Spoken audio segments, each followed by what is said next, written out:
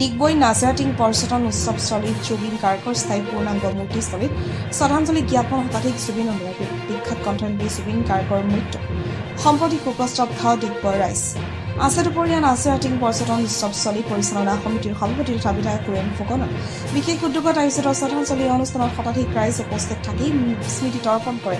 জুবিন গাৰ্গ অনুৰাগীয়ে তেখেতৰ আত্মাৰ সদ্গতি কামনা কৰাৰ লগতে পৰিয়ালবৰ্গলৈ সমবেদনা জনায়। উল্লেখ্য আছে 2023 চনৰ 2 জানুৱাৰীত ডিগবৈ নাজিৰাটিং পৰ্যটন ক্ষেত্ৰত হাৰ্টথ্ৰব জুবিন গাৰ্গৰ পূৰ্ণাংগ মূৰ্তি স্থাপন কৰাৰ পিছত জুবিন গাৰ্গে মূৰ্তি উদ্বোধন কৰিছিল। জুবিন গাৰ্গৰ পূৰ্ণাংগ মূৰ্তি তেওঁ নিজে উদ্বোধন কৰাটো ৰাজ্যৰ ভিতৰত একমাত্ৰ আৰু প্ৰথম। আজি শ্ৰদ্ধাঞ্জলি অনুষ্ঠানত বিধায়ক কুৰেণ ফুকন আবেগিক হৈ পৰা পৰিলক্ষিত হয়।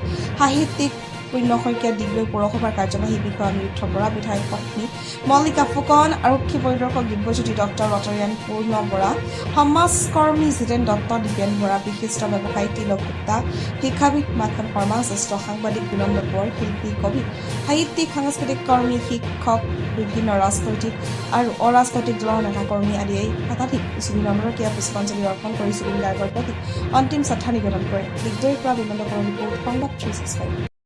আমাৰ কাৰণে অত্যন্ত দুখৰ দিন যোৱাকালিৰ পৰা। যাৰ গানেৰে আমাক মানুহক ভাল পাবলৈ শিকাইছিলে, যাৰ গান শুনি মানুহ জীয়াই থাকিবলৈ শিকিছিলে, প্ৰাণৰো প্ৰাণ আমাৰ জুবিন গাৰ্গ। আমি ভাবিবই নোৱাৰোঁ যে আমাৰ মাজৰ পৰা গুচি গ'ল। প্ৰতিটো জাতি, জনগোষ্ঠী, প্ৰতিটো ধৰ্মীয় লোকে ভাল পোৱা এজনে গায়ক আছিলে, সেইজনে জুবিন গাৰ্গ। গতিকে এই মুহূৰ্তত ভাষা নাই, শব্দ নাই তেওঁৰ বিষয়ে ক'বলৈ। আৰু মোৰ খুবেই ক্ল'জ বন্ধু আছিল, প্ৰায় 16-17 বছৰৰ পৰা একেবাৰে অন্তৰংগ। আৰু ডিগবৈ আহিলেও লগ কৰিছিলোঁ, এই অঞ্চলত আহিলেও প্ৰায় একেলগে আছিলোঁ। 2021 বৰ্ষত এবাৰ আহিলে আৰু 2022 বৰ্ষত গান গোৱা নাই, এনেই আহিছিলে। 2022 বৰ্ষত প্ৰথম এই অৰণ্যৰ কাষত নাজিৰাটিং তামুলী পৰ্যটনস্থলীত লক্ষাধিক লোকৰ সমাৱেশত ইয়াত গান গাইছিল। জনগণে সাংস্কৃতিক জগতৰ এজন ভগৱান হেৰুৱাব লগা হ'ল। সঁচাই ভাবি অন্ত পোৱা নাই। জুবিনদাৰ মৃত্যু হ'ব নোৱাৰে। ভগৱানৰ যেনেকৈ মৃত্যু নাই, তেনেকৈ জুবিনদাৰো মৃত্যু হ'ব নোৱাৰে। অসমীয়া জাতিৰ অন্তৰে অন্তৰে জুবিনদা জীয়াই থাকিব, সেইটো আমি কামনা কৰিছোঁ। কিন্তু আমাৰ আটাইতকৈ বেছি দুখ লাগিছে, জুবিনদাক যেন আমি মাৰি পেলালোঁ। সঁচাকৈ অসমীয়াই এখিনি বেপাৰীয়ে যেন জুবিনদাক মাৰি পেলালে, তেনেকুৱা লাগিছে। কিয় তেনেকুৱা লাগিছে? কাৰণ ডক্টৰে বাৰম্বাৰ জুবিনদাক জিৰণিৰ প্ৰয়োজন আছে বুলি বাৰম্বাৰ অনুৰোধ জনাইছিল। তাৰপিছতো জুবিনদাক আমি গীত গাবলৈ ইফালৰ পৰা সিফালৈ চোঁচৰাই ফুৰিলোঁ। কাহানিও অসমীয়া জনগণে জুবিনদাৰ স্বাস্থ্যটোৰ কথা আমি লক্ষ্য নাৰাখিলোঁ, কাহানি অনুভৱ নকৰিলোঁ।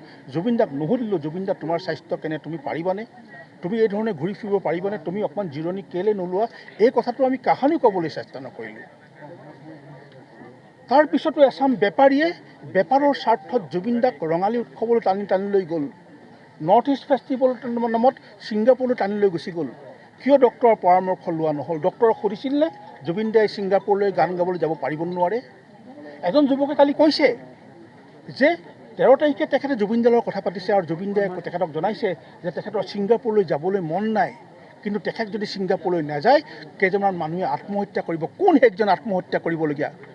নিশ্চয় সেইকেইটা বেপাৰী, জুবিনৰ গীতক লৈ পেলাই বেপাৰ কৰা এচাম বেপাৰী। গতিকে জুবিনদাৰ অন্ত্যেষ্টিক্ৰিয়াৰ কাৰণে আমি অপেক্ষা কৰিছোঁ। ইয়াৰ পিছত কিন্তু আমাক হিচাপ লাগিব। জুবিনদাক কিয় হেৰুৱাবলগীয়া হ'ল? জুবিনদাৰ হেৰুৱাৰ আঁৰত কোন ব্যক্তি জড়িত হৈ আছে? জুবিনদাক কেনেকৈ ছিংগাপুৰলৈ দিবলৈ পাৰিলে? যদি জুবিনদাক ছিংগাপুৰলৈ নিয়াৰ সময়ত যদি তেওঁক যদি নিৰাপত্তা দিব নোৱাৰে, তেওঁ যদি স্বাস্থ্যৰ খবৰ ল'ব পৰা মানুহৰ যদি অভাৱ, তেতিয়াহ'লে গৰিমা বৌক কিয় লৈ যোৱা নহ'ল?